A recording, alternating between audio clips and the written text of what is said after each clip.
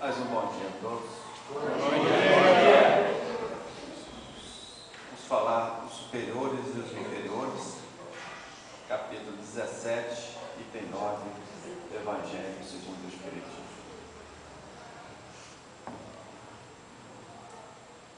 A autoridade, da mesma forma que a fortuna, é uma delegação da qual será pedidas contas àquele que dela lhe seja dada, para proporcionar o bom prazer de comandar.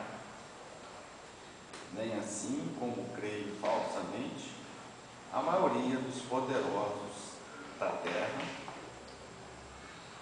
como um direito, uma propriedade. No dicionário da língua portuguesa, autoridade significa direito legal de se fazer obedecer.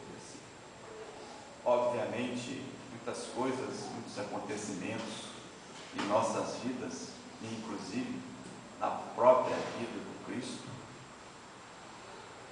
ele cumpriu a vontade de Deus.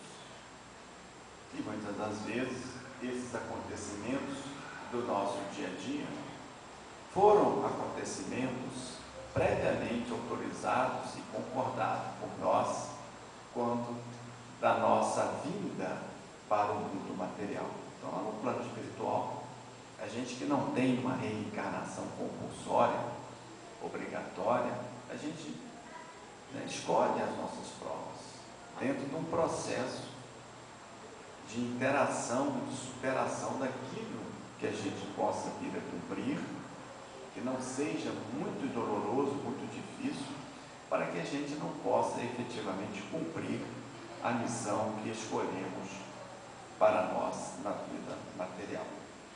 Mas a obediência à doutrina espírita é coisa muito interessante, que antes mesmo do nascimento existe uma preparação da convivência mútua.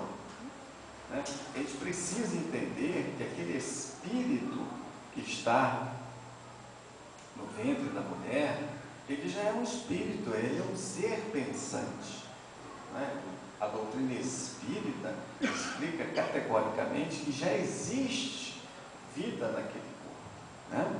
Então, ele já ouve, já sente, já percebe, já está se inteirando com a nova vida que vai ser a vida material. Então, no sentido da obediência, é preciso ter o equilíbrio doméstico, o respeito entre os pais, o vocabulário que se fala no lar, os pensamentos, as ondas mentais que nós estamos emitindo. Tudo isso são vibrações, são energias que a gente precisa trabalhar. Então, dali a gente já começa a ver uma obediência. Aquele que está chegando já vai enxergar no pai, já vai enxergar na mãe, já vai enxergar no irmão. Como é que se processa todo um processo de respeito, de obediência. Então, é importante para nós que somos espíritas esse entendimento, porque ele já começa a receber a educação mesmo no plano espiritual. Então, é importante esse alinhamento de pensamentos.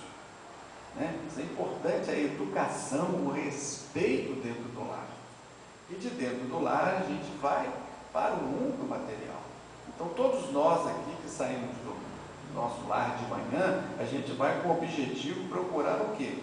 Procurar o trabalho ou ir para o trabalho. É lá que a gente ganha o nosso sustento, é lá que a gente recebe o nosso salário. Se nós temos o alimento, as vestes, a moradia, é proveniente de algum trabalho. Em raríssimas exceções, os trabalhos escuros, que nós não vamos falar aqui, mas a gente está falando de uma obediência legal. Então, quando a gente adentra a uma empresa, lá também tem, hierarquicamente, tem um chefe, tem um subchefe, tem um diretor, tem um presidente. Então, a gente tem que começar o quê? A observar as normas de trabalho. Essa interação daquele teu patrão, também ele tem uma obediência para com as leis para com o governo federal, governo municipal, governo estadual. Então, todos nós no planeta temos o quê? Uma obediência. Não é isso? Então, quem governa o planeta também tem uma obediência para com aquele que está acima deste, que é Deus. Então, a gente começa a entender que nós somos um pensamento vibrante, vivo, e é importante a gente obedecer às leis para que a gente não venha a se desalinhar conosco mesmo. Então, o processo da obediência, quando a gente vai para o trabalho, a gente está dentro do nosso lar, sai para a vida profissional, e a gente observa que a gente é muito crítico, a gente é muito respondão, né? Sobretudo quando um superior, um chefe imediato pede para a gente refazer um trabalho que não ficou bom, a gente logo reclama, logo resmunga, né? Cara chato, que é uma perfeição, me paga um salário melhor, que eu vou fazer melhor. A gente tem sempre uma desculpa para responder, né? Ainda mais quando ele pede para a gente fazer um trabalho que não é nosso, aí que a gente fica tiririca da vida, né? Então a gente tem um pavio muito curto, mas é necessário para a nossa aprovação espiritual que a gente esteja ali. É importante porque o acaso não existe. Então, as nossas andanças, a gente vai construindo a nossa simplicidade, a nossa humildade. A gente vai encaixando esses golpes que a gente muitas vezes não aceita, pelo orgulho, pela vaidade, pela preponderância que a gente tem. Tem pessoas que não aceitam cumprir ordens, detestam cumprir ordens. Mas você precisa trabalhar, rapaz. Então você precisa trabalhar melhor o teu íntimo para que você aceite alguém mandar em você, né? Porque não é o teu momento.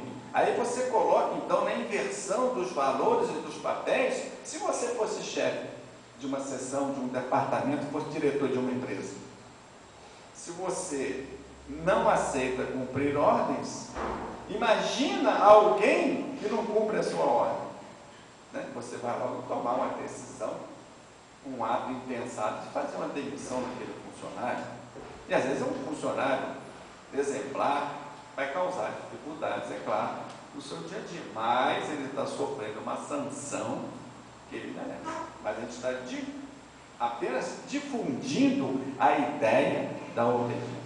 Nós não vamos falar da lei de causa e de ação e reação.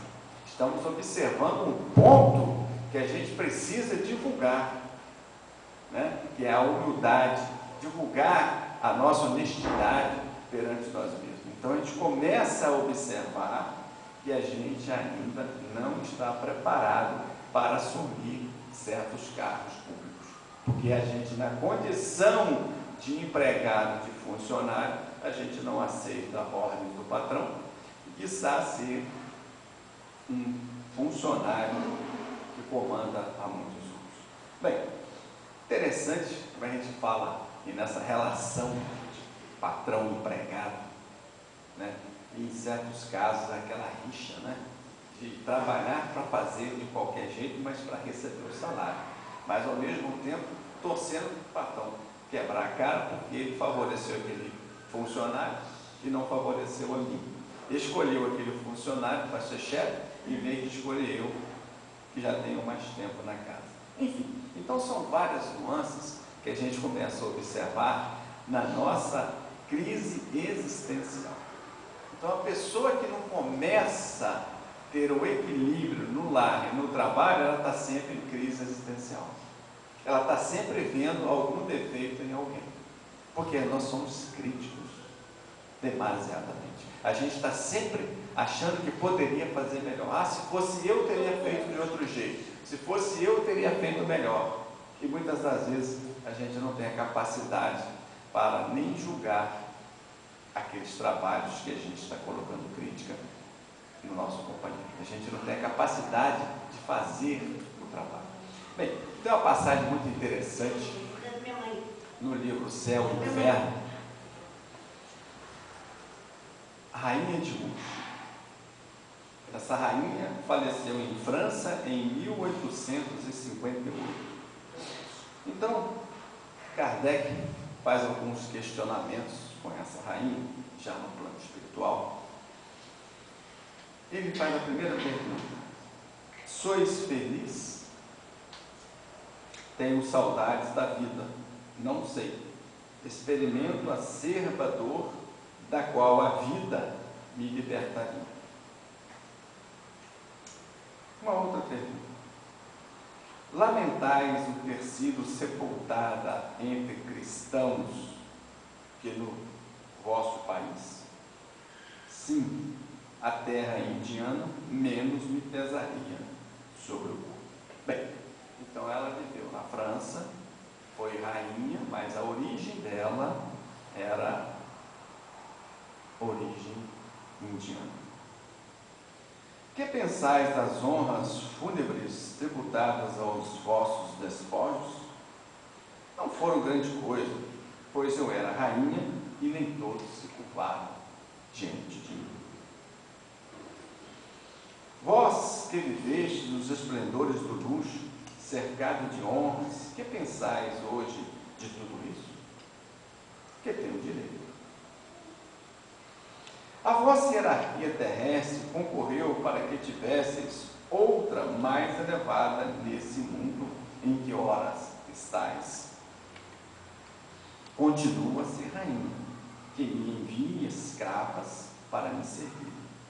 Mas, não sei, parece-me que poucos se preocupam com a minha pessoa aqui. E, contudo, eu sou sempre a mesma. E prossegue as perguntas. Que religião processava? A religião muçulmana. Porém, eu era bastante poderosa para que me ocupasse de Deus.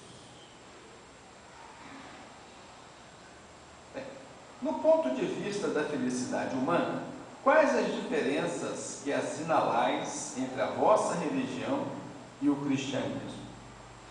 A religião cristã é absurda, diz que todos são irmãos.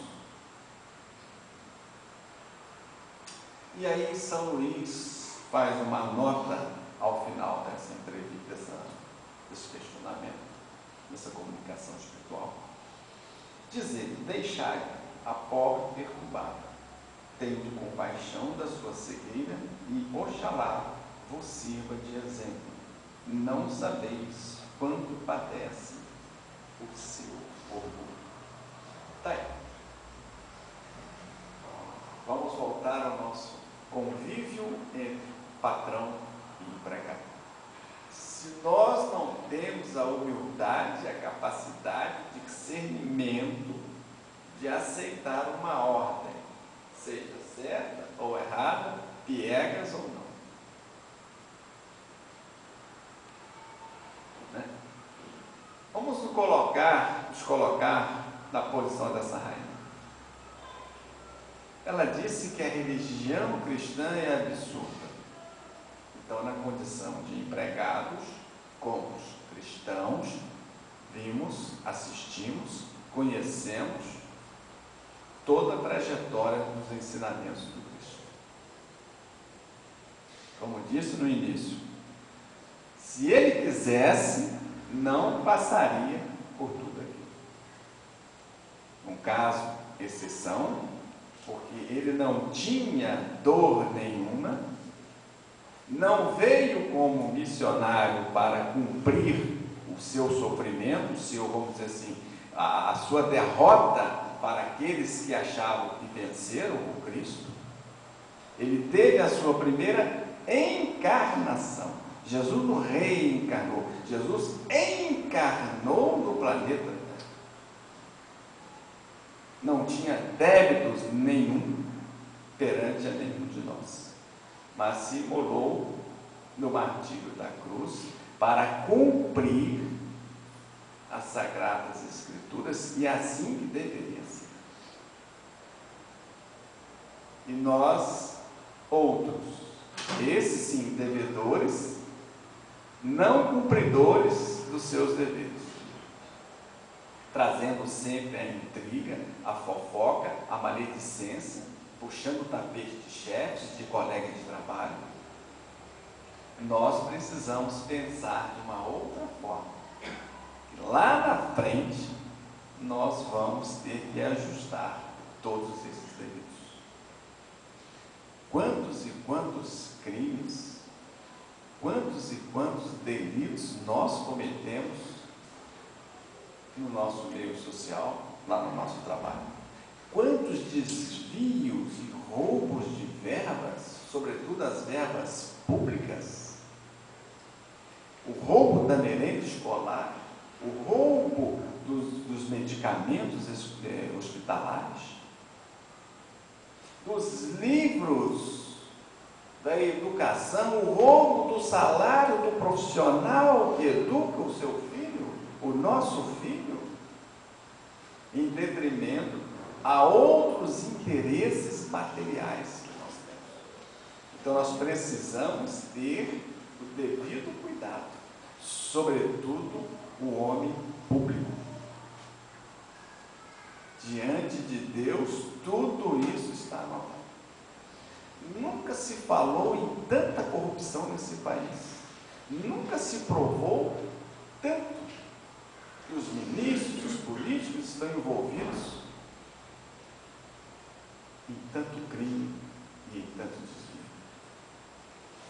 Olha, a fervura ela está por terminar. A panela está em ebulição. O mundo cobra atitudes. O mundo passa do momento de provas e expiações para um mundo de regeneração. Aqueles que pensam que tudo é oba-oba, que está tudo certo, que a oportunidade é agora, que é agora que eu me elegi, que eu vou roubar mesmo, que eu vou fazer o que eu tenho que fazer, está muito completamente enganado, porque engana-se a mim e a vocês, mas a Deus ninguém engana. Então essa rainha, que ela chega no plano espiritual, achando que na condição de rainha ainda, que me envie escravas para me servirem, obviamente, ela, quando chegar a uma condição de equilíbrio, que o orgulho falar menos ao seu coração, ela vai observar que perdeu uma grande oportunidade de trabalho social. Recentemente, a gente pode dizer assim, a princesa Diana, que viveu na Inglaterra, não foi rainha por causa daquele acontecimento, mas ela poderia vir a ser rainha. Mas na condição de princesa, vamos equacionar aqui o que a gente pretende dizer, né? Então, certa feita, num encontro com a Madre Teresa de Calcutá, ambos em situações diferentes, a Madre faz um convite a ela para trabalhar junto aos descamisados, junto aos mais pobres, aos mais humildes, e ela, na condição de princesa, financeiramente teria, né, uma facilidade ainda maior. Mas que no momento não se pôde realizar um vínculo tão próximo, tão efetivo para a realização dos trabalhos sociais.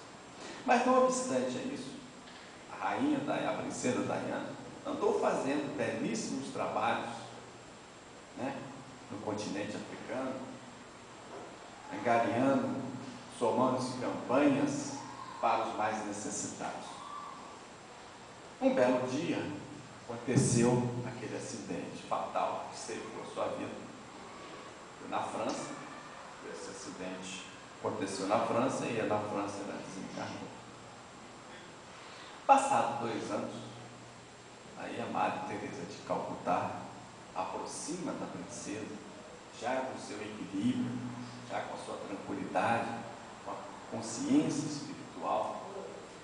E aí sim, foi feito o convite, e a princesa, muito emocionada, aceitou o convite E hoje trabalho fazendo um trabalho belíssimo aos necessitados, sem as joias, sem a opulência, sem os vestidos longos, obviamente com vestes mais simples. Então o processo, de crescimento espiritual é assim. E ela teve essa capacidade, essa condição, depois de 2 anos da sua desencarnação, porque o coração dela já era para aqueles mais necessitados. Ela vivia sim na opulência, no luxo, mas ela tinha no seu interior uma vida simples. Não foi a condição, o título de princesa que roubou a sua capacidade, o seu entendimento espiritual. Ela já tinha um amadurecimento espiritual. Ao contrário desta rainha de Udi, que viveu para os prazeres, para as conquistas efêmeras, as conquistas de um mundo material. De chegar a dizer que era muito ocupada para as coisas de Deus. Será que um simples mortal teria a capacidade, a inteligência de falar uma bobagem dessa? Quem somos nós para dizer que somos ocupados para as coisas de Deus? O nosso Pai Criador, de infinito amor e bondade. Comparando com a religião muçulmana e a cristã, ela diz que a religião cristã é absurda, que afirma que todos somos irmãos. Olha, isso começou lá nos primórdios, quando o próprio Cristo trouxe a oração do Pai Nosso. Pai nosso que estás no céu. Então, quando ele traz essa oração, ele unifica todos os povos para um só Pai. Não mais o Deus dos judeus somente, mas o Deus de toda a humanidade. O Deus para todos. Mas a rainha ainda continua com o seu orgulho, com a sua cegueira espiritual, completamente cega das verdades de Deus. Esse relacionamento que a gente tem mais tete a tete do nosso dia a dia, a gente precisa valorizar aqueles companheiros de jornada, porque a gente está naquele trabalho, naquela repartição, não é por acaso, que a gente precisa passar por ali. Olha, você faz a tua parte, faz a tua parte, e depois você vai ver uma outra situação, sempre procurando a nossa melhora profissional, sempre realizando curso, sempre objetivando a coisa maior, mas não em detrimento de prejudicar quem quer que seja. Então nós vamos cumprir a nossa parte. Bem, e o orgulho e a vaidade, isso vem de longas datas, porque nós somos espíritos já bem antigos. Outra passagem, senador, nós falamos do título da rainha, que o título ceifou o teu orgulho, ceifou a tua humildade, a tua simplicidade, o amor ao próximo. Preocupado estava somente com as aparências, com a sua posição material. Públio Lentulus, senador romano, o encontro de Jesus. Fora melhor que me procurasses publicamente e na hora mais clara do dia, para que pudesses adquirir de uma só vez e para toda a vida a lição sublime da fé e da humildade. Mas eu não vim ao mundo para derrogar as leis supremas da natureza. E venho ao encontro de teu coração desfalecido. Como os lêntulos, nada pôde exprimir, além das suas lágrimas copiosas, pensando amargamente na filhinha.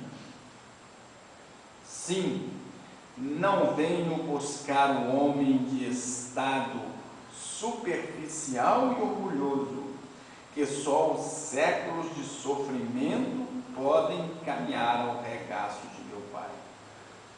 Venho atender às súplicas de um coração desgostoso e oprimido, e ainda assim, meu amigo, não é o teu sentimento que salva a filhinha leprosa e desvalida pela ciência do mundo, porque tens ainda razão egoística e humana, e sim, a fé e o amor de tua mulher, porque a fé é divina.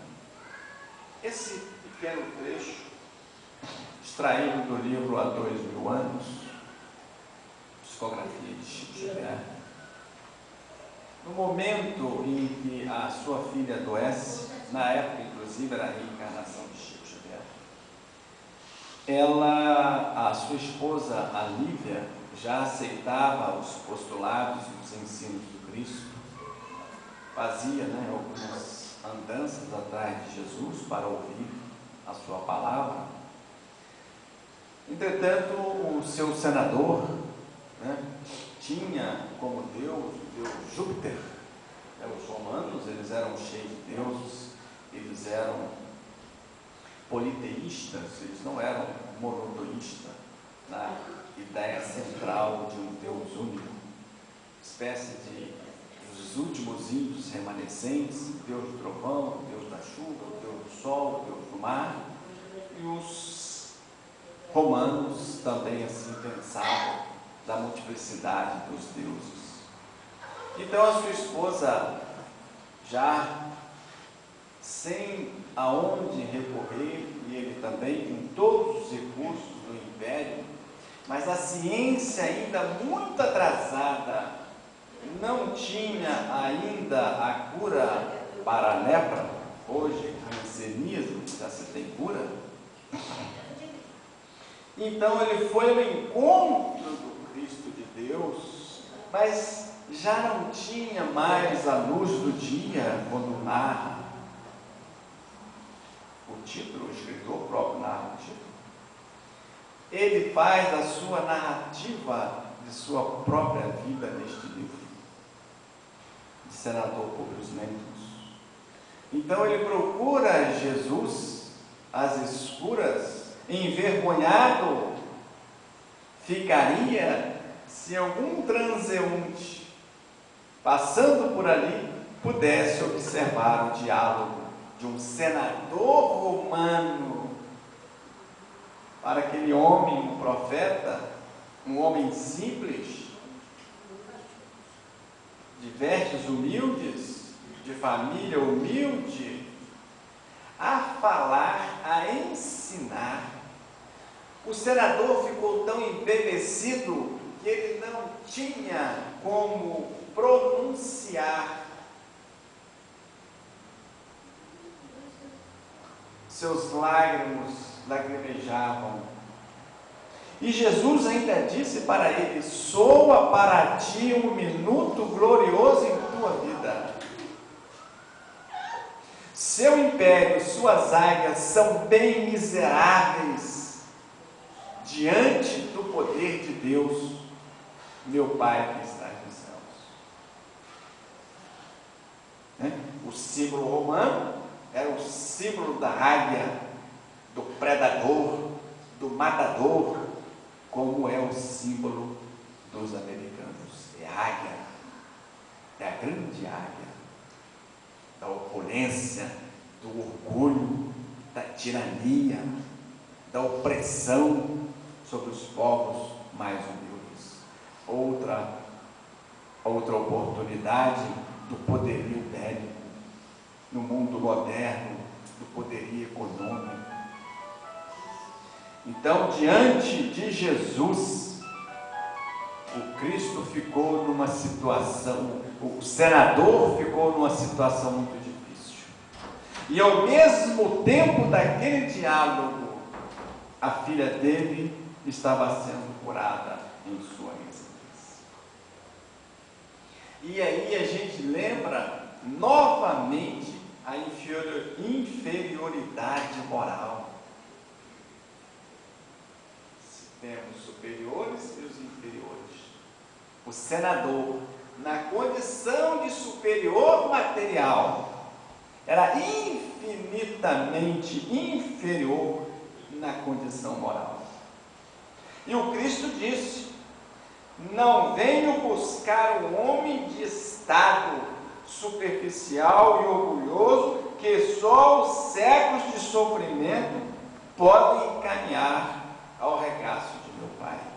E quem conhece a vida deste homem, cego pelo próprio filho, quando teve o filho raptado pelo André de Giórias, o seu filho cegou, morto sob a lava do vulcão Vesúvio, que arrasou com a cidade de Sodoma e Gomorra e Pompeia, hoje aos arredores de Nápoles, na Itália. Chegou o plano espiritual. 50 anos depois, reencarna na condição de escravo, o escravo Nestório, já com o seu saber maior do que o seu patrão, do que o seu senhor, porque ele atentamente aceitava as ordens com humildade, observando que muitas daquelas ordens poderiam ser feitas de uma outra forma.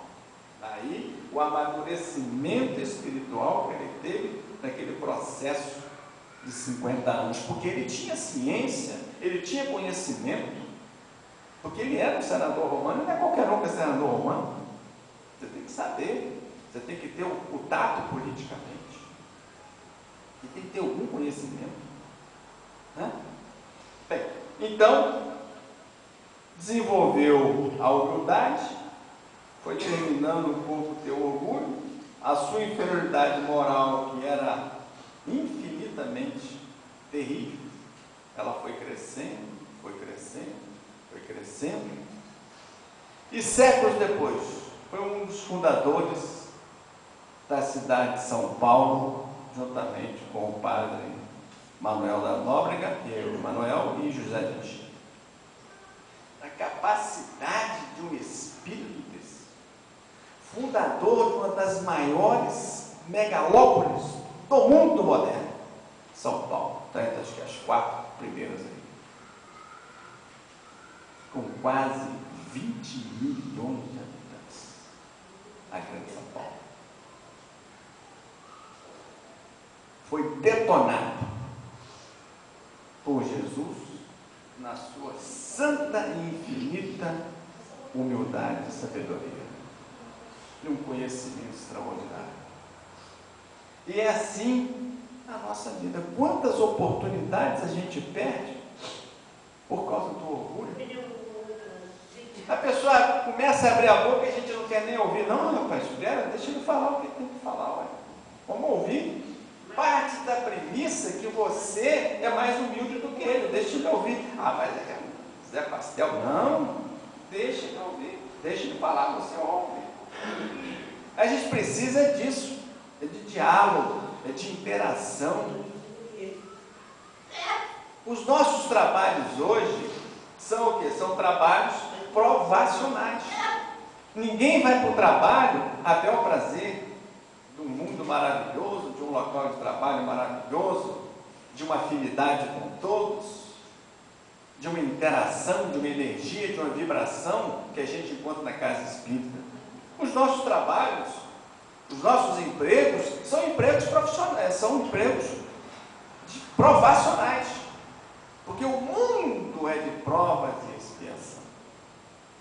Então nós estamos espiando nos casamentos, estamos espiando no meio social, estamos espiando no meio profissional, e a gente precisa estar com as antenas ligadas, em cada momento, em cada diálogo, em cada ato, e a gente então vai burilando este homem velho, egocêntrico, né? Em troca, em busca de novos valores, os valores da compreensão, do equilíbrio, da paz, porque nós, na condição de espíritas, entendemos que a vida é um continuar. Para aquele senador, não. Para aquela rainha, também não. Eles só enxergavam o mundo material. É difícil, naquela época, você enxergar um mundo imaterial. Kardec, o grande sábio, o grande codificador do Espiritismo, partiu do mundo imaterial para o material. Mas foi Kardec, não foi um Saulo de Tarso. Então ele codificou a doutrina espírita partindo do mundo imaterial para o mundo material. Nós não acreditamos naquilo que vemos. Mas hoje, com a tecnologia, com o avanço da ciência, a gente compreende melhor isso. Porque basta apertar o botão de televisão e sem sair do sofá mesmo, lá no nosso controle remoto, que liga um televisor e ali você vê a imagem. Então você vê aquela imagem, ela vem de algum outro local. O rádio, através das ondas. E é assim o mundo espiritual. É o campo elétrico, é o campo mental. Então tudo isso, a tecnologia, veio facilitar o entendimento, a facilidade de compreender o mundo espiritual. E para nós espíritas, esse mundo material é uma cópia imperfeita do mundo material. Para quem viu aquele filme Nosso Lar, né? Então, o André Luiz, depois de perambular por tantos ministérios, aquela coisa toda, né? Ele estava lá no Ministério da Comunicação, e aí tinha lá algumas máquinas, algumas mesas, e ele queria escrever, né? Então, o mentor dele, aquele instrutor lá, diz para ele que teria sim uma antena psíquica, né? Teria um homem lá na Terra para receber as suas mensagens. Então você vê, então naquela época, década de 50, de 40, um pouco antes, que o Nosso Lar foi feito, começado a ser escrito em 1939, ainda estava na plena guerra, Segunda Guerra Mundial. Então você vê, então a gente fazendo uma comparação, o meu filho hoje sabe mais de computador do que eu, e eu que ensinei ele sabe mais. Então já naquela década de 30, 40, a comunicação já era uma comunicação avançada, ela não era mais no papel lá, do mundo espiritual. Então você vê que coisa extraordinária. Então hoje se comunica com os espíritos através de aparelhos. Isso já antes. Videocom e depois, mas já tinha essa comunicação já, também na década de 30, de 40. E mais aguçada depois de algumas invenções e implementos tecnológicos. Então esse senador é o senador que a gente vive ainda. É o senador da opulência, do luxo, da grandeza material, né? Do egoísmo. Não é assim. Não é assim que o mundo vai. Então, na condição hoje, a gente vê o processo evolutivo, o processo que nós tivemos do racismo no planeta Terra, que coisa absurda. E muitos daqueles que eram escravos, né, hoje trabalham com a princesa Isabel, libertando outros escravos que estão presos ainda no seu campo mental, nos quilombos. A princesa Isabel até hoje trabalha resgatando espíritos acorrentados, algemados nos quilombos. Uma lei bonita, a lei do ventre livre, que coisa linda. E Bezerra de Menezes também lá estava como abolicionista, homem de ciência, extraordinário espírita que foi diversas vezes presidente da FEB. Então são essas considerações que a gente precisa entender. E muitos daqueles patrões, senhores de engenhos, estão em situações delicadas, sendo escravos de uma outra forma, não da escravatura do Brasil, mas escravos de uma outra forma, presos, obrigados a fazer alguma coisa, porque eles não deram a liberdade de expressão, a liberdade de escolha, cumprindo, obviamente, as determinações de um processo em evolução. Mas para que bater? Para que chicotear? Para que humilhar tanto? Mas era uma condição que ele tinha de superior. Ele era dono de você. Ele poderia negociar você. E aí a gente vê isso nos filmes. O ser humano escravizado era comercializado. Isso na época do Cristo já existia. Quantos povos Roma nos escravizou? E o Brasil, um país livre, já não tendo mais este karma da escravatura. Mas os trabalhadores continuam no plano espiritual, não obstante ao tempo que passou. Mentes ainda se encontram presas nos quilombos, e a vida segue. Os ditadores, os grandes generais, também um dia soldado raso. Todos responderão pelos crimes. Uma lei difícil ainda, as mulheres vivem na Ásia Menor, no Oriente Médio, na inferioridade, de não mostrar os seus rostos. São proibidas de mostrar a sua face. É o processo que a gente caminha para uma realização mais harmoniosa, mais afetiva entre os homens e as mulheres, que lá ainda é objeto mercantilista. É verdade. E finalizando o nosso estudo, Zaqueu, o rico de humildade. Jericó era um centro de atividades comerciais em uma cidade famosa.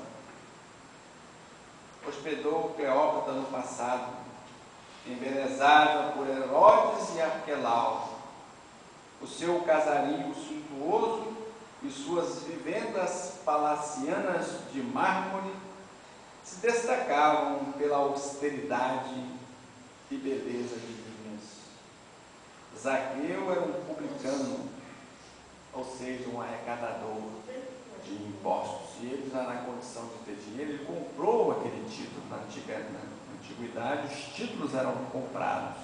Hoje não, hoje você tem um concurso público.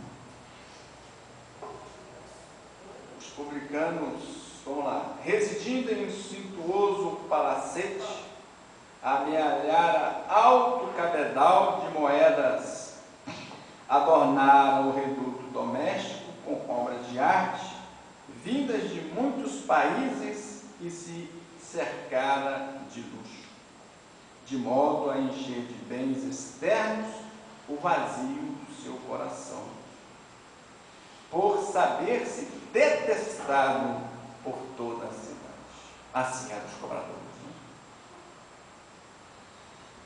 Quando possuísse muitos bens e pudesse abandonar a ignóbil tarefa, deixaria a cidade, recomeçaria vida nova, longe de Jericó, muito longe. E um belo dia, então, Zaqueu, ouvindo falar de Jesus, as informações de que ele comia com os pescadores e até palestrava com publicanos, fê-lo chorar interiormente. Às vezes, meditando, anelava vê-lo, ouvi-lo, conversar com ele. No seu íntimo, acreditava que ele era o Messias. E o esperado dia chegou. Este era o momento, o mais precioso momento de sua vida. Necessitava vê-lo. Não ousaria falar-lhe, é certo. No entanto, se perdesse a ocasião, nunca mais, certamente teria outra. A multidão adensava pela via. Onde Jesus passava, aquela multidão de povo se apertava. Enxergou o velho e vetusto sicômoro, uma grandiosa árvore, de fácil acesso e desgalhado por sobre o caminho, ou seja, uma árvore exata para que ele pudesse subir e ver Jesus e a multidão passar. Zaqueu era um homem de baixa estatura, muito baixo. O publicano não titubeou, subiu a árvore, viu o mestre, sereno que avançava, acompanhava pelo povo.